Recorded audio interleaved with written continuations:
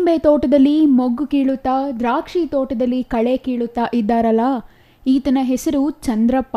ಇವರು ತಮ್ಮ 28 ಎಕರೆಯಲ್ಲಿ ಸಮಗ್ರ ಕೃಷಿಗೆ ಒತ್ತು ನೀಡಿದ್ದಾರೆ. ದಾಳಿಂಬೆ, ದ್ರಾಕ್ಷಿ, ಕ್ಯಾಪ್ಸಿಕಮ್, ರಾಗಿ, ಮುಸುಕಿನ ಜೋಳ ಸೇರಿದಂತೆ ವಿವಿಧ ಬೆಳೆಗಳನ್ನು ಬೆಳೆದಿದ್ದಾರೆ. ಅಷ್ಟೇ ಅಲ್ಲ, ಕೋಳಿ, ಕುರಿ, ಹಸು ಸಾಕಾಣಿಕೆಯನ್ನು ನಡೆಸುತ್ತಿದ್ದಾರೆ.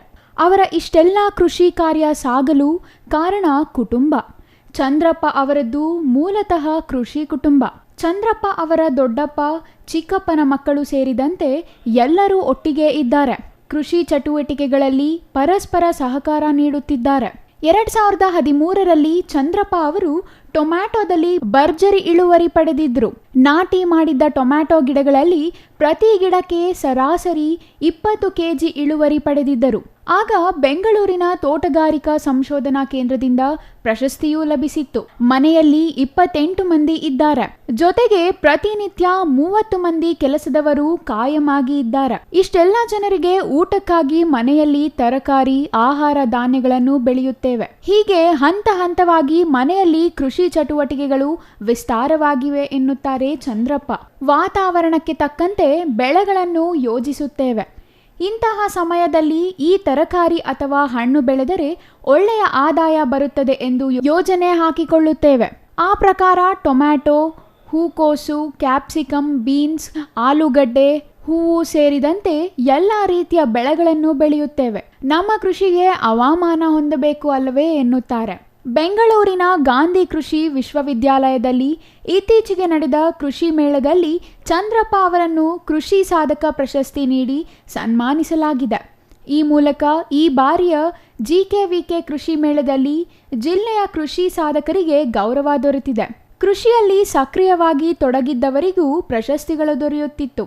ಇದನ್ನು ನೋಡಿ ನಮಗೆ ಬೇಸರ ಆಗುತ್ತಿತ್ತು. ಆದರೆ ಈಗ ನಮ್ಮನ್ನು ಗುರುತಿಸಿ ಪ್ರಶಸ್ತಿ ನೀಡುವುದು ಖುಷಿ ತಂದಿದೆ. ಇದಕ್ಕೆ ಕಾರಣರಾದ ಕೃಷಿ ಇಲಾಖೆ, ತೋಟಗಾರಿಕೆ ಇಲಾಖೆ ಅಧಿಕಾರಿಗಳಿಗೆ GKVK ಅವರಿಗೆ ಧನ್ಯವಾದ ಸಲ್ಲಿಸುತ್ತಾರೆ.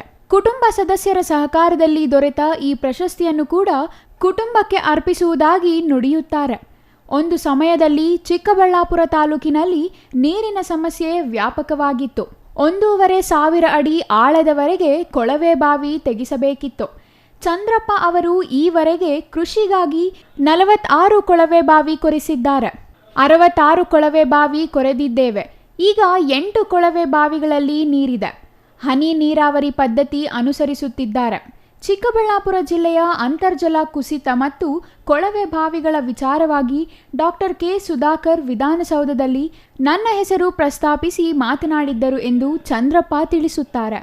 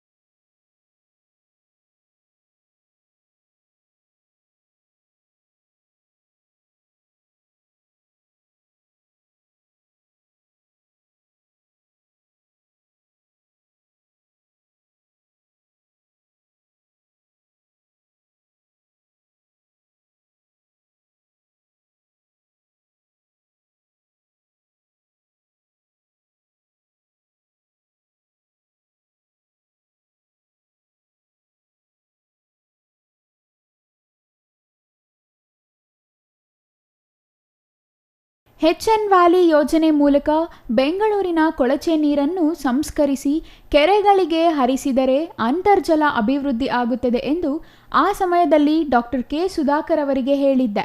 ನೀರಿಗಾಗಿ ನಾವು ಬಹಳ ಕಷ್ಟಪಟ್ಟಿದ್ದೇವೆ ಎನ್ನುತ್ತಾರೆ. ಕುರಿ ಶೆಡ್ ಹಾಕಿ 50 ಕುರಿ ಸಾಕುತ್ತಿದ್ದಾರೆ. 30,000 ಕೋಳಿ ಪೌಲ್ಟ್ರಿ ಫಾರ್ಮ್ ಇದೆ. ಎಲ್ಲವನ್ನೂ ಬೆಳೆಸಿಕೊಂಡೇ ಬೆಳೆಯುತ್ತಿರುವ ರೈತ ಚಂದ್ರಪ್ಪ ಇತರೆ ರೈತರಿಗೆ ಮಾದರಿಯಾಗಿದ್ದಾರೆ ಎಂದರೆ ತಪ್ಪಾಗದು. Jangalahalli Ashwath, CTV news, Chikkaballapur.